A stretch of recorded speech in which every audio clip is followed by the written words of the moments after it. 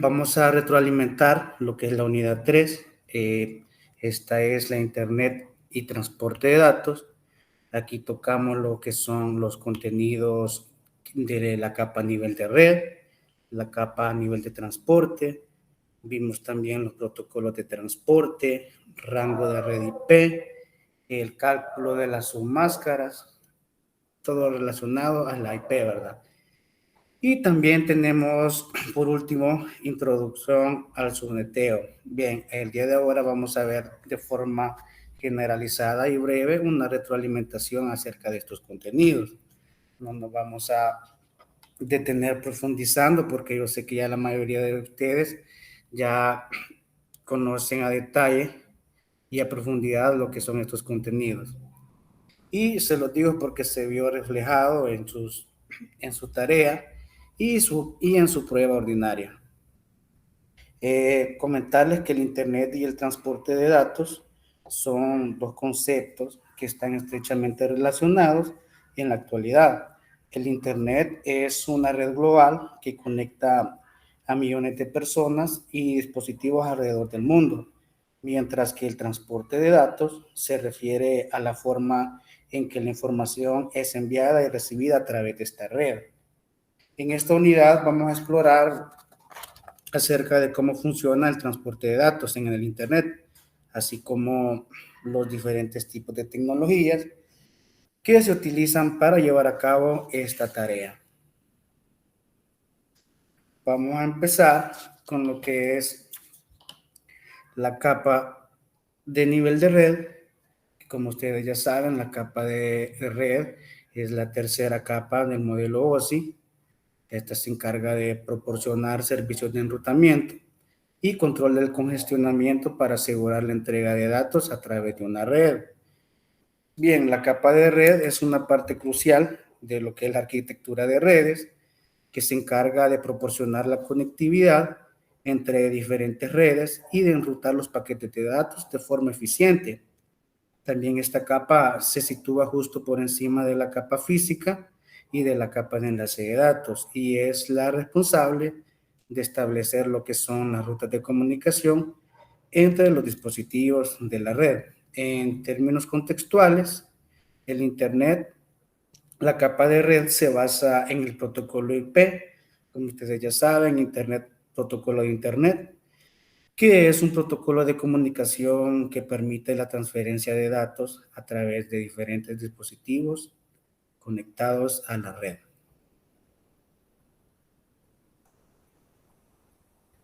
Bien, vamos a retroalimentar lo que es el rol básico de la capa de red, en la capa de red de datos. Bien, ustedes pueden observar, ahí vemos una estructura de cómo funciona el rol básico de esta capa.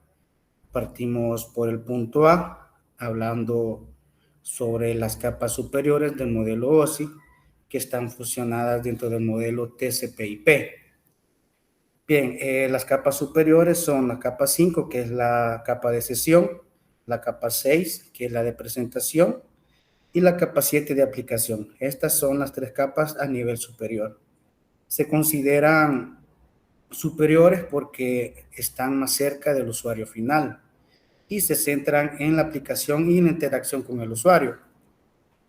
Bien, en resumen, las capas superiores del modelo OSI se enfocan en la interacción con el usuario y la aplicación, mientras que las capas inferiores se enfocan en la transmisión y el enrutamiento de los datos a través de la red.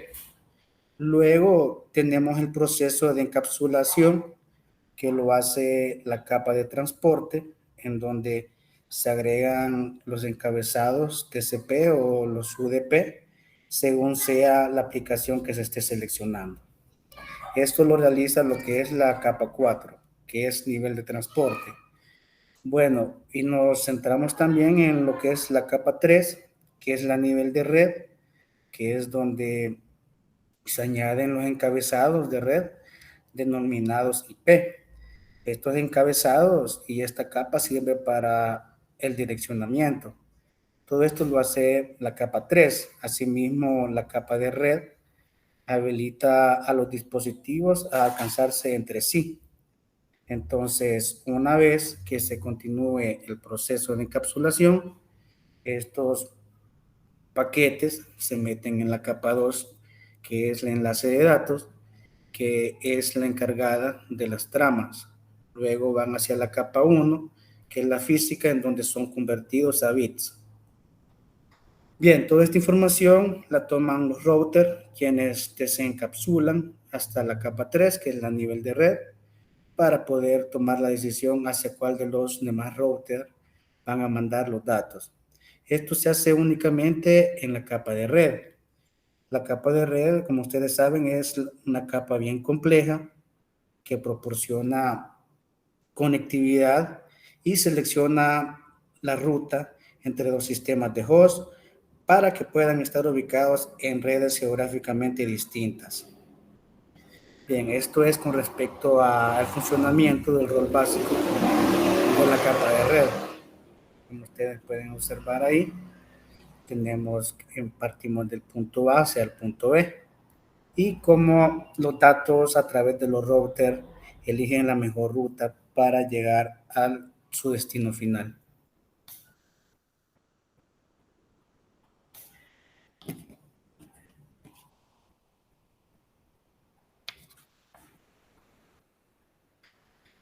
Bien, continuamos. La capa de red o capa 3 del modelo OSI provee servicios para intercambiar secciones de datos, ya sean datos individuales a través de la red entre dispositivos finales identificados.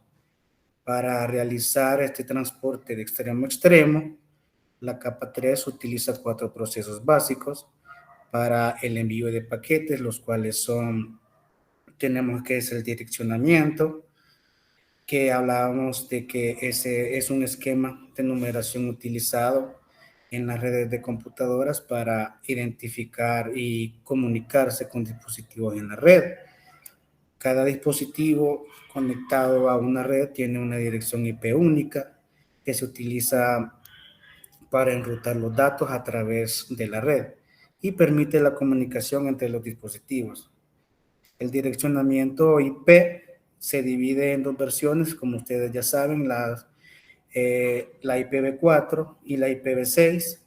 Hablamos que la IPv4 es el protocolo más utilizado actualmente, pero como hablábamos en las clases anteriores, debido a la creciente cantidad de dispositivos conectados al Internet, se está fomentando la transición a la IPv6, que proporciona una cantidad significativamente mayor de direcciones IP. Luego tenemos el otro proceso básico que usa esta capa de red para el envío de paquetes, que es lo que es el encapsulamiento. En este proceso, en redes de computadoras, es el que añade información adicional a los datos originales para transmitir su transmisión a través de la red. Cada capa del modelo OSI agrega información de control a los datos originales para formar un nuevo paquete. Este proceso de encapsulamiento continúa hasta que los datos son transmitidos a través de la red al destino final.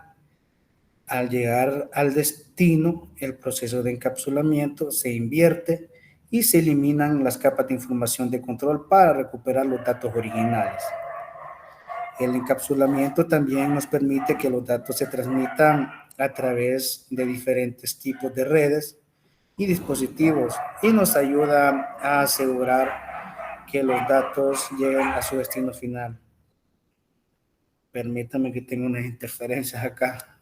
Disculpen el caso. Bien, continuando tenemos el siguiente proceso que es el de enrutamiento, que hablábamos anteriormente, que este es el proceso de determinar la mejor ruta para que los datos viajen desde el origen hasta el destino, ya sea en una red de computadoras.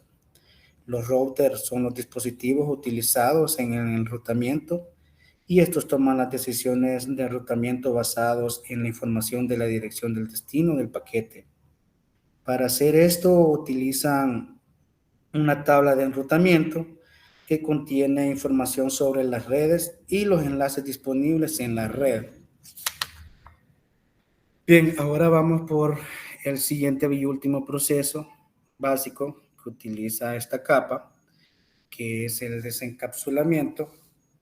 Ya hablábamos que es el proceso de extraer los datos de un paquete de red para que puedan ser utilizados por la computadora de destino. También dice que durante el viaje a través de la red, los datos se envuelven en capas de información que incluyen encabezados y metadatos. En cada salto, el paquete se inspecciona y se retira la capa de encabezados para que el siguiente dispositivo en la ruta pueda entender cómo manejar el paquete. Este proceso se repite hasta que el paquete llega a su destino final, momento en el que se ha desencapsulado completamente. A continuación vamos a profundizar más en estos 4 procesos básicos, así de manera general en qué consiste cada uno de ellos. Bien.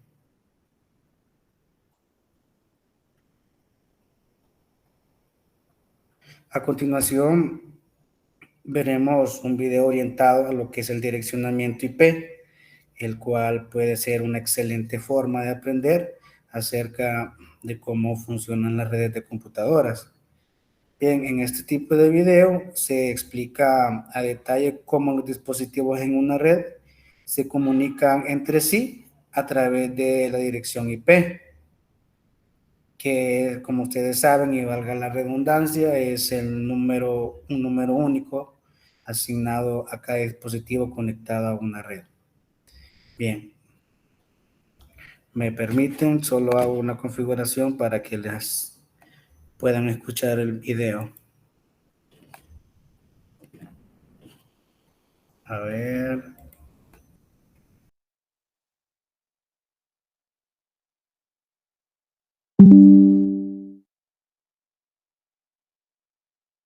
¿Qué es TCP/IP?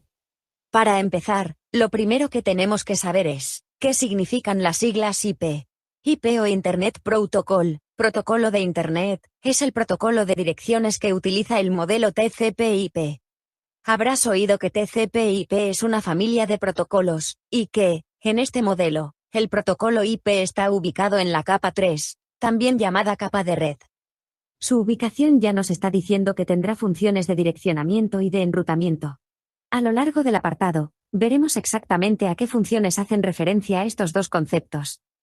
Por otro lado, actualmente, el protocolo tiene dos versiones, la versión 4 y la versión 6. La versión 6 se estudia más adelante, ya que es necesario entender primero la versión 4 del protocolo. En el curso nos vamos a centrar primero en el direccionamiento IP. Para situarnos un poco, cuando nació Internet, el uso de estos protocolos estaba limitado a unas pocas máquinas. Se interconectaban únicamente grandes computadoras, ordenadores de universidades que contaban con departamentos de informática avanzada, la Red de Defensa de Estados Unidos y algunos centros de investigación europeos. La Internet estaba formada por un puñado de nodos. Científicos y empresarios soñaban con un mundo en el que existiesen miles de ordenadores, y, con este sueño diseñaron la familia de protocolos TCP/IP. Pero la cifra de miles se les quedó muy, muy corta. No supusieron que en la actualidad existirían no miles, sino miles de millones de dispositivos conectados a Internet. El protocolo, por tanto, fue diseñado para un conjunto de ordenadores mucho más limitado, y adolece de un problema de dimensionamiento desde el principio. No se contaba con el Internet de las cosas, ni con que cada persona dispusiera de varios dispositivos inteligentes, ni que los aparatos de la casa, incluyendo bombillas domóticas, aire acondicionado, lavadoras, etc., se conectarían un día a Internet.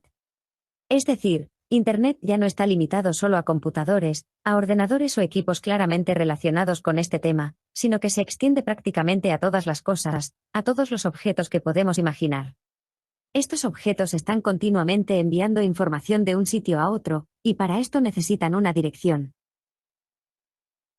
La dirección es una forma de identificar cada dispositivo, asignándole un número único, y que permita saber desde dónde, y hacia dónde deben viajar los paquetes de datos. Si un ordenador, por ejemplo, quiere enviarle algo a un teléfono móvil a través de Internet, si no hay direcciones, ¿cómo lo podemos hacer? ¿Cómo lo enviamos? Podríamos enviarlo a Internet. Pero, ¿cómo sabrá Internet a quién va dirigido? Pues bueno, igual que con el correo postal o con los números para llamar por teléfono, damos direcciones a cada dispositivo, de tal modo que el ordenador pueda enviar un paquete poniendo la dirección de destino en él. Internet, con su tecnología y protocolos, deberá hacer llegar este paquete a la dirección final. Internet no es un cable, no va de un equipo a otro, es una red de un conjunto de dispositivos interconectados que nos permiten muchas combinaciones para llegar al mismo destino. Siguiendo la analogía del correo postal, tenemos lo mismo para que un paquete llegue de una ciudad a otra. Puede pasar por diferentes combinaciones de ciudades, por muchos caminos distintos y por distintos centros de distribución y de oficinas de correos. Vemos que el concepto de dirección postal, formado por una localidad, una calle y un número, se asemejaría al concepto de direccionamiento IP. Sin embargo, si se utilizase el sistema de Internet, cada dirección, cada casa, tendría asignado un número y nada más. Sería un número muy largo, eso sí. Direcciones de red y direcciones de dispositivo. Igual que el código postal engloba a muchas direcciones, de igual forma el direccionamiento IP contiene agrupaciones jerárquicas para máquinas ubicadas en la misma zona o la misma empresa. Es decir, las redes de ordenadores tienen sus propias direcciones, semejantes al código postal, y esto nos da un dato muy importante. Las direcciones IP son direcciones lógicas, a diferencia de las direcciones físicas que tendríamos en el nivel de capa 2, o direcciones MAC. Las direcciones IP son jerárquicas, siguen una lógica jerárquica.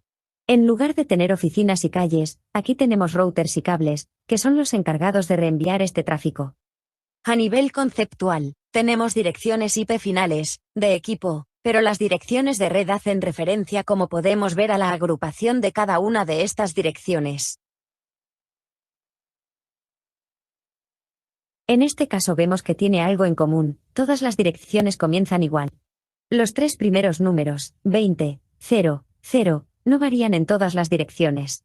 Esto ocurre porque forman parte de la misma red, y, por tanto, utilizan el mismo identificador. En este otro caso tenemos la red 40000, y en este otro la red 30000. En resumen, la dirección IP hace referencia a un equipo final y, la red, a una agrupación de direcciones, es decir, a una agrupación de equipos. ¿Cómo es una dirección IP? Una dirección IP versión 4 está formada por 32 bits. En la imagen puedes ver un ejemplo de dirección IP, formada por ceros y unos, es decir, utilizamos código binario. Esta forma de representar una dirección IP es muy conveniente para poder entender su funcionamiento, por lo que es necesario aprender algunos conceptos básicos, como, ¿qué es un bit?, cómo se transforma de binario a decimal y viceversa, y cómo se opera con números en binario utilizando el álgebra binaria o booleana. Todos estos conceptos los puedes encontrar tratados en profundidad en la web de Abacus NT. Por tanto, estos 32 bits los vamos a tener agrupados en 4 octetos. Un octeto es una agrupación de 8 bits. Estos octetos irán separados por puntos. Normalmente, los representaremos en decimal, agrupando por objetos y separando por puntos cada octeto. Por último, vamos a ver cómo se aplica la jerarquía en el direccionamiento IP. Las direcciones están formadas por una parte que se le llama dirección de red, o porción de red, que es un concepto de agrupación de un conjunto de direcciones, y, por otro lado, la dirección IP está formada también por la porción o dirección de host. Esto es lo que también llamamos dirección del dispositivo final, y, partiendo de esos 32 bits que hemos dicho que componían una dirección IP, tenemos que una parte de esos bits forman la dirección de red y otra parte la dirección de host. Y no forzosamente en esta proporción, no tienen por qué ser los tres primeros octetos de dirección de red y el último, la dirección de host. Pueden ser 2 octetos, un octeto, o cualquier posibilidad que necesitemos. Esto es solo un ejemplo. ¿Cómo se define qué parte corresponde a la red y cuál al host? Lo veremos más adelante. Aquí vemos lo mismo, pero en formato decimal. En este caso, en concreto, esos tres primeros números hacen referencia a la dirección de red de la zona, a la red a la que pertenece ese host, el host.42. Así pues, la dirección de red nos estaría indicando, en el caso del esquema que vimos anteriormente, a qué zona de estas tres pertenece la dirección IP. Algo así como el código postal. Pero en concreto, esa dirección final en el caso de la dirección de host, es, una vez ya tenemos ubicada a esa zona. Ya sabemos que se trata de la red 20.0.0.0. Por ejemplo, la dirección de host nos dirá cuál de esos 5 equipos es el destinatario al que pertenece la dirección, que, en el caso del correo postal, sería la calle y el número. En este apartado hemos visto una introducción al direccionamiento IP.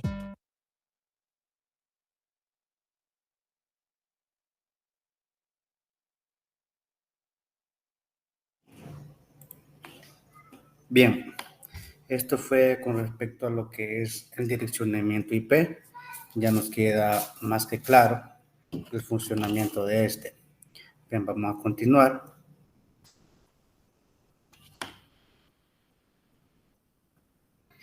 El enrutamiento.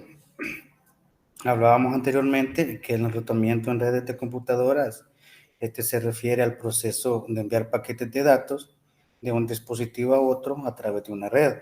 Cuando un dispositivo quiere enviar datos a otro dispositivo en una red, el dispositivo emisor envía los datos a través de la red hacia el dispositivo receptor. Sin embargo, ¿cómo es posible que los dispositivos emisor y receptor no estén directamente conectados? Se utilizan dispositivos llamados router, como hablábamos anteriormente, para enrutar los paquetes de datos a través de la red. Bien, aquí vamos a ver una estructura de lo que es el funcionamiento del enrutamiento. Aquí tenemos, como ustedes pueden observar, en la presentación aquí tenemos dos redes de computadoras. Tenemos a la red 1, que es la casa matriz. Tenemos la red 2, que es la sucursal. Cada red tiene dos computadoras conectadas y las redes están conectadas a través de un router. Bien, en la red 1, que es la casa matriz, tenemos dos computadoras, como ustedes pueden observar, cada una con su IP única. Igual en la red 2 tenemos dos computadoras, cada una con su respectiva IP única.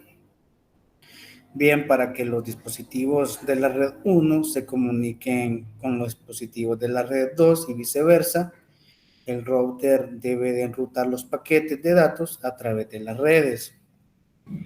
Cuando alguna computadora de la red 1, que es la casa matriz, quiere enviar un paquete de datos a alguna computadora de la red 2, que es la sucursal, el paquete se envía al router.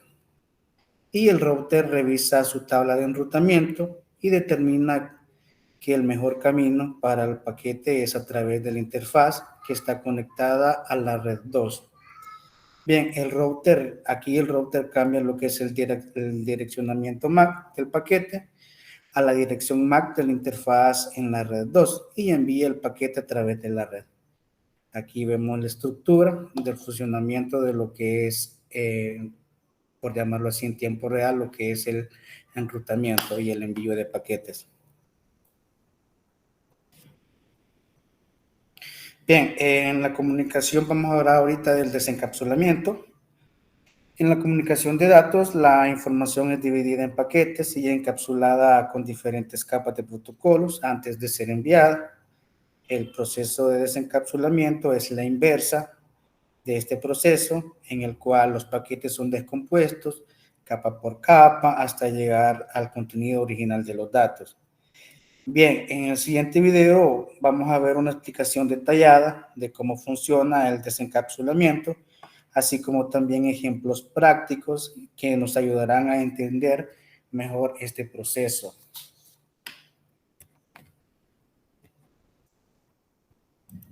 Permítanme hacer una serie de configuraciones.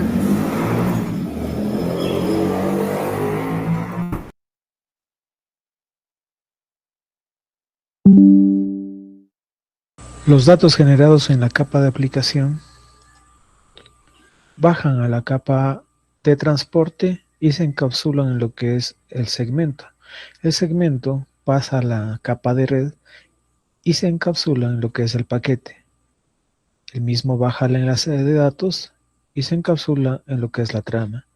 Esta se convierte en bits en la parte física y se pasa a los ruteadores que le encaminan hacia el host de destino.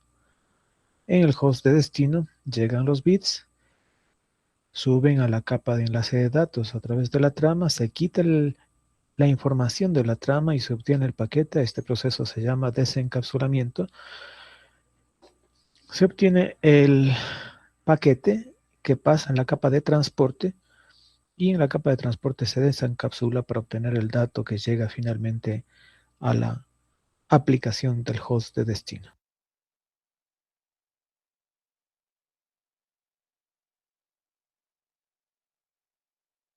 Bien, simple y sencillamente, este es todo el proceso de lo que es el proceso de desencapsulamiento. Ahí pudieron ver más a detalle en qué consiste este proceso. Continuando, tenemos los protocolos de la capa de red. Ustedes se preguntarán, o me imagino que la mayoría sabe, que los protocolos son un conjunto de reglas y estándares que se utilizan para permitir la comunicación entre dispositivos en una red de computadoras. Bien, estos protocolos definen cómo se transmiten y reciben y procesan los datos en la red, y estos aseguran que los dispositivos en la red puedan comunicarse de manera efectiva. Bien, los protocolos de red se implementan en diferentes capas del modelo OSI, que es un, que es un marco conceptual para describir cómo se comunican los dispositivos en una red de computadoras. Cada capa del modelo OSI tiene su propio conjunto de protocolos que se utilizan para proporcionar diferentes funciones en la comunicación de la red. Bien, como mencionábamos anteriormente, los protocolos que se utilizan en esta red, tenemos las versiones de IPv4, IPv6, ya no vamos a redundar en este protocolo y ustedes ya saben en qué consiste la versión de protocolo Internet versión 4 y la versión 6.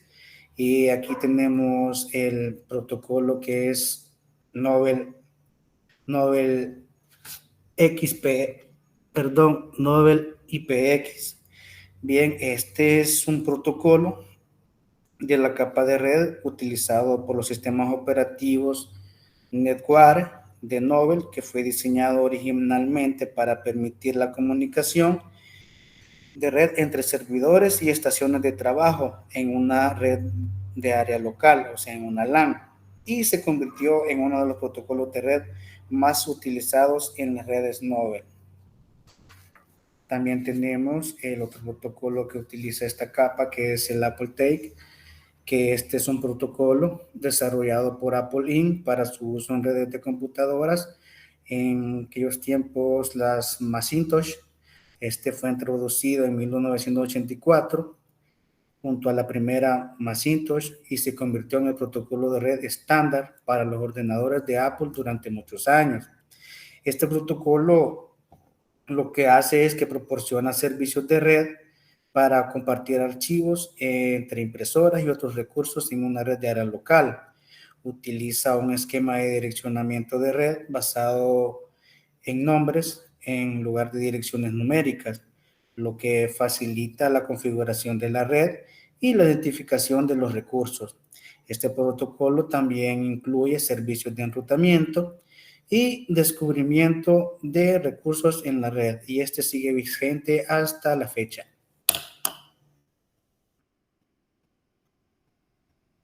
Bien, ahora vamos a lo que es la capa de transporte de datos. Esta capa de transporte del modelo OSI es la que se encarga de proporcionar una conexión confiable y eficiente de extremo a extremo entre dos dispositivos en una red de comunicaciones. Esta capa se encarga de segmentar y de reensamblar los datos transmitidos, así como de garantizar que los datos lleguen sin ningún error ni duplicados. Además, la capa de transporte también se encarga de establecer y mantener y finalizar las conexiones de comunicación entre los dispositivos. Esto se logra a través de la identificación y seguimiento de los puertos de origen, ya sean de origen y destino, y la asignación de números de secuencia y de acuse de recibido para garantizar la correcta entrega de los datos.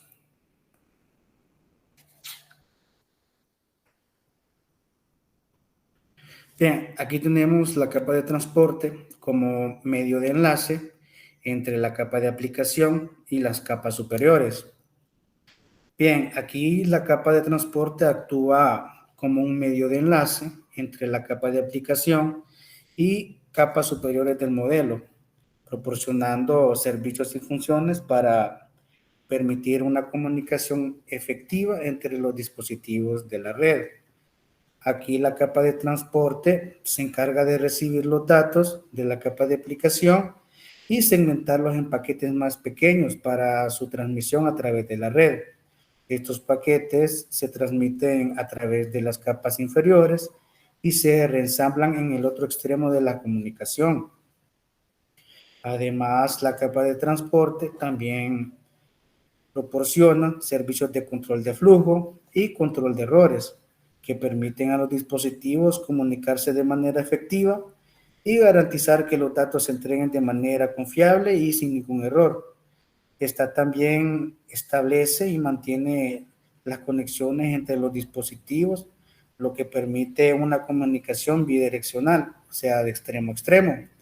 En contexto, de manera más detallada, esta capa de transporte es esencial para proporcionar una conexión confiable y eficiente de extremo a extremo entre los dispositivos de la red y es un medio crucial de enlace entre la capa de aplicación y las capas superiores del modelo, así como mencionábamos al principio.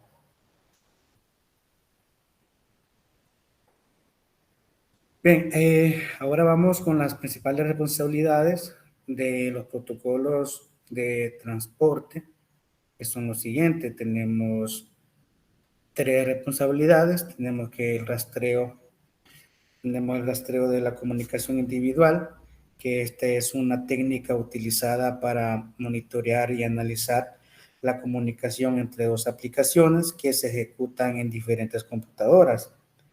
Este proceso es útil para identificar problemas en la red, analizar el rendimiento de las aplicaciones y detectar posibles amenazas de seguridad. Bien, la segunda responsabilidad, que es la división de los datos en segmentos. Por ejemplo, en una transmisión de video en vivo, los datos pueden ser divididos en segmentos de un tamaño uniforme. Cada segmento puede ser enviado a través de la red como un paquete individual, lo que facilita la transmisión y reduce la carga de la red. Luego tenemos la tercera responsabilidad, que es la identificación de la aplicación. Aquí pueden haber muchas aplicaciones o servicios que se estén ejecutando en tiempo real en un ordenador, corriendo a la vez, como por ejemplo, que páginas web múltiples, videos en tiempo real, transmisiones, mensajería instantánea. Esta capa a cada una de las aplicaciones o procesos que se están ejecutando en tiempo real y que quieren acceder a la red, esta capa les asigna un identificador único, el cual es un número de puerto. El sábado anterior, bueno, en la clase ordinaria anterior hablábamos que de una serie de puertos que un rango de dichos puertos están destinados para sistemas, hablábamos que otros están destinados para cliente servidor y otros para desarrollo.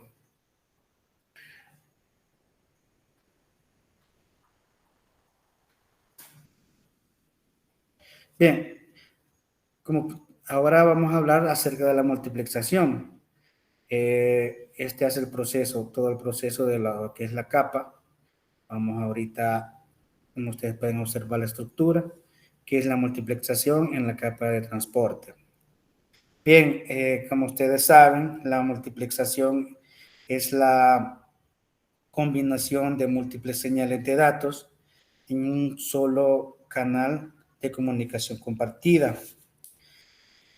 Aquí, bien, como ustedes pueden observar, aquí se nos muestra la técnica de multiplexación por división de tiempo. Aquí cada señal se divide en pequeños paquetes de datos y se transmiten en intervalos de tiempo, intervalos de tiempo específicos, permitiendo que varios usuarios compartan un canal de comunicación. El proceso se realiza tanto en el transmisor como en el receptor, lo que permite la multiplexación de las señales combinadas en señales individuales de cada usuario. Esta técnica aumenta la eficiencia de la transmisión de datos y reduce los costos. Como ustedes pueden ver en la estructura de la multiplexación, tenemos tres usuarios. Tenemos un usuario conectado a través de una área local, de una red LAN. Tenemos el usuario 2 que está enviando paquetes, está utilizando la tecnología Wi-Fi. Y el usuario 3 está utilizando un teléfono con tecnología VoIP. Estos tres usuarios están interactuando en tiempo real a través de un mismo canal, enviando paquetes a lo que es al módem. Estos paquetes se transmiten en intervalos de tiempo de 0.1 segundos y así sucesivamente a través de un medio ADSL para llegar a lo que es la conexión de la Internet.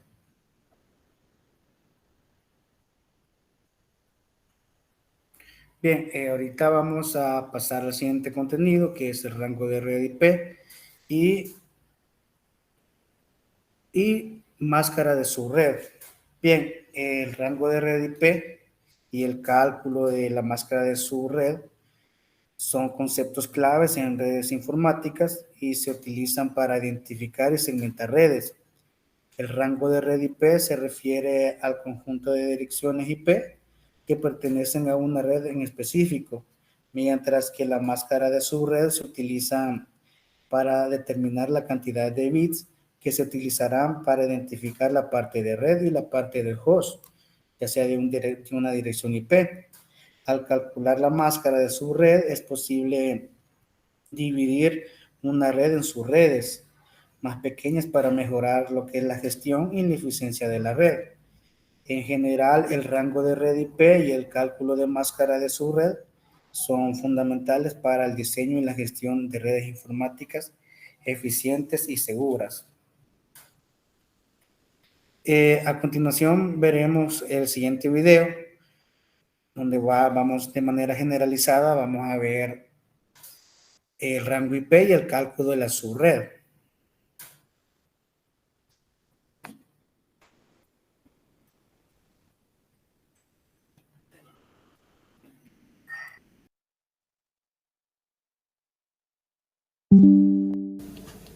La dirección IP es un número que identifica a un host en particular dentro de una red. Este número es una serie de 32 bits que están agrupados en 4 bytes. Las direcciones están compuestas de dos secciones, una parte de red y otra parte de host. Aquí es donde surge el otro concepto, máscara de red, que es otra serie de 32 bits que se usa para determinar qué porción de la dirección IP representa la dirección de red y qué porción representa la dirección de host. Este número, a diferencia del de IP, que se pueden tener entre comillas cualquier combinación, está compuesto por grupos de solo unos o unos o unos. Volviendo al tema de las direcciones IP, estas se agrupan en 5 clases, donde la clase A, B y C son direcciones comerciales que se asignan a host. La clase D está reservada para uso multicast y la clase E es para uso experimental. Las direcciones clase A solo tienen un octeto para representar la porción de red y 3 para representar los hosts. La máscara de subred por defecto es 255.0.0.0. Estas direcciones generalmente se asignan a grandes organizaciones. Las direcciones de clase B tienen 2 octetos para representar la porción de red y 2 octetos para los hosts. La máscara de subred por defecto es 255, que son generalmente utilizadas para redes medianas. Y las direcciones de clase C tienen 3 octetos para la porción de red y 1 para los hosts, donde la máscara de subred por defecto es 255. Y estas generalmente se asignan a redes pequeñas. Entonces, para concretar el concepto de dirección IP, máscara de subred y su relación, tenemos que la máscara que se utilice definirá la porción de la dirección de red y la dirección de host.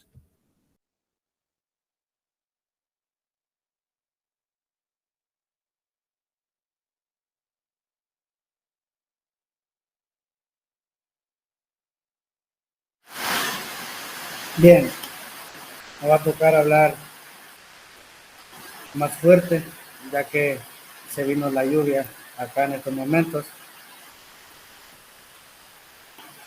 Me confirman ahí si se me escucha suave o no. Se escucha perfectamente, ingeniero. Ok, perfecto. Bien, continuamos. Por motivos de tiempo nos vamos a ir apresurando.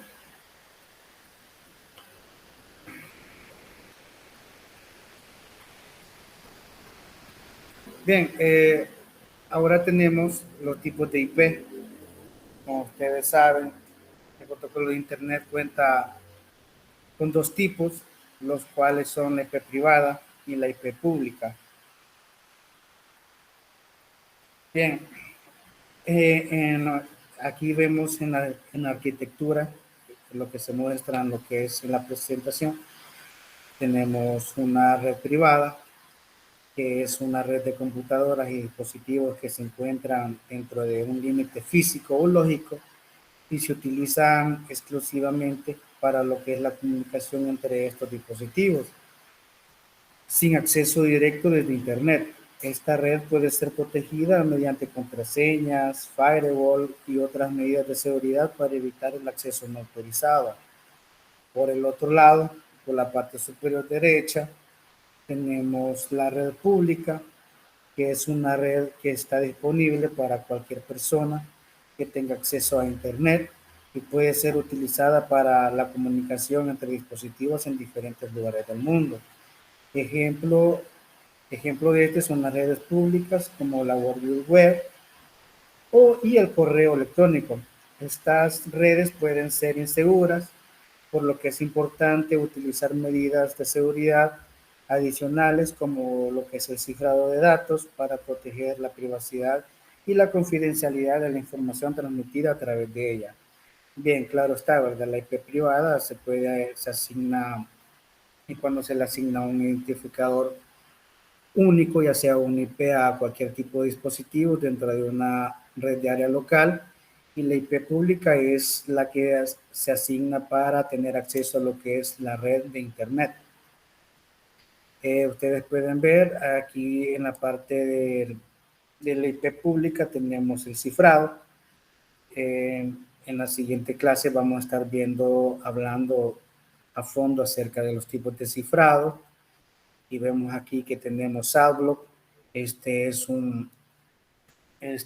una herramienta que nos ayuda a bloquear publicidad engañosa, ya que hoy en la actualidad hay muchas páginas y sitios que tienen mucho contenido malicioso y esta es una herramienta que nos ayuda a bloquearlo. Bien, ya para ir finalizando, tenemos lo que es el subneteo, que hablábamos que de manera introductoria, esto es también conocido como subredes, Es la técnica utilizada en redes de computadoras para dividir una red en sus redes más pequeñas y manejables. Esta,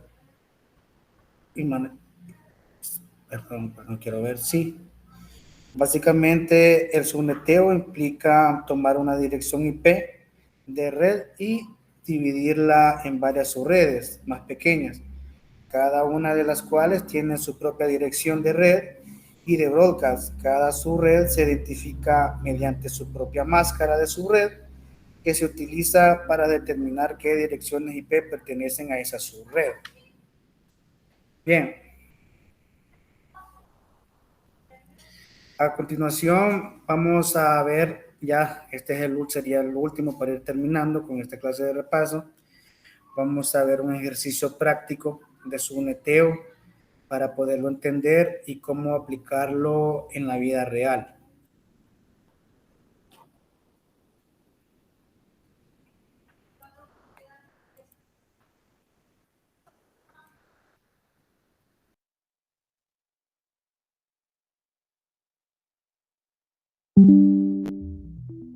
Hola y bienvenidos al canal de iClass Virtual. Mi nombre es Manuel Sepúlveda y en este video vamos a ver ejemplos de subnetting en IP versión 4.